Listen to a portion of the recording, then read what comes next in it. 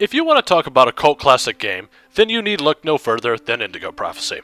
Released in 2005, this was the second title released by developer Quantic Dream, who would later go on to make the PS3 hit Heavy Rain. In Indigo Prophecy, or alternately titled Fahrenheit, you take on the personas of three individuals. In the beginning of the game, you take on the persona of Lucas Kane, a man who, while under the influence of an unseen force, commits a random act of murder in a diner. After escaping the crime scene, Lucas soon discovers that he now has the ability to see the future, and has also acquired super speed and strength. However, along with those powers, Lucas is now being haunted with visions. That's the third game in a row I've reviewed where the main character is being haunted by visions. Weird. Anyway, these visions, however, are far more dangerous than the last two games insofar as these visions could potentially kill Lucas. As if that and being hunted by the police for murder wasn't enough, Lucas is being hunted down by a mysterious entity called the Oracle. The Oracle, for some unknown reason, wants Lucas dead and will do anything to make that happen. And as if all of that wasn't enough, Lucas must keep an eye on his emotion meter.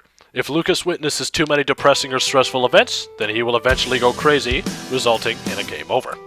The other two main characters in the game are Carla Valenti and Tyler Miles, two partner detectives who are assigned to solve the case of the diner murder. Carla is a veteran detective with the NYPD who, while being kind-hearted, is very serious about her job, along with being quite intelligent. Her rookie partner Tyler is a bit goofier, but he has a good heart and is also quite intelligent. Now, while playing as these two detectives, it's up to you to solve the murder in the diner, ultimately trying to arrest Lucas. Now, this is where the game gets interesting. While playing between these three characters, the game often creates conflicting emotions.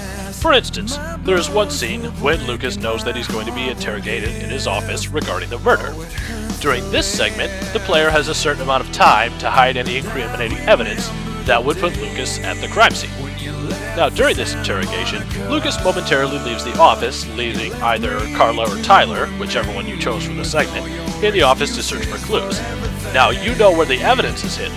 It's just a matter of whether or not you as the player want the detectives to find it, thus incriminating Lucas. That is genius. And now for the reviewing. As far as the graphics go, this game is very hit and miss. On one hand, the character models are great for a game from 2005. On the other hand, many of the backgrounds are just downright ugly. Now as for the gameplay, that's where the game starts to get interesting. In this game, you almost never need to use the face buttons on your controller.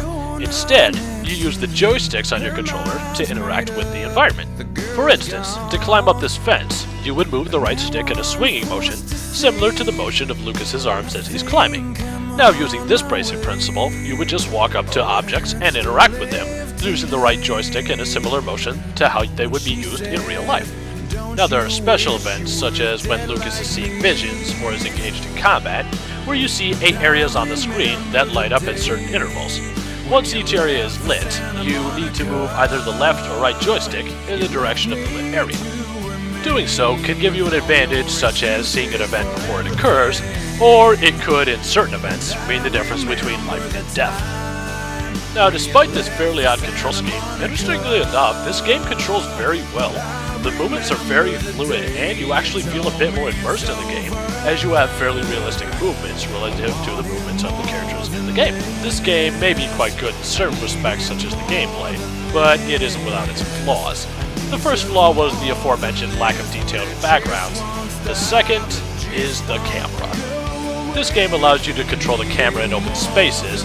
However, if you're ever indoors, the camera is fixed and you can only pick from other fixed positions. What's the problem with this? Well, when the camera angles switch in this game, the controls invert in the direction relative to the camera. That is a major pain in the ass. And the third problem is the story.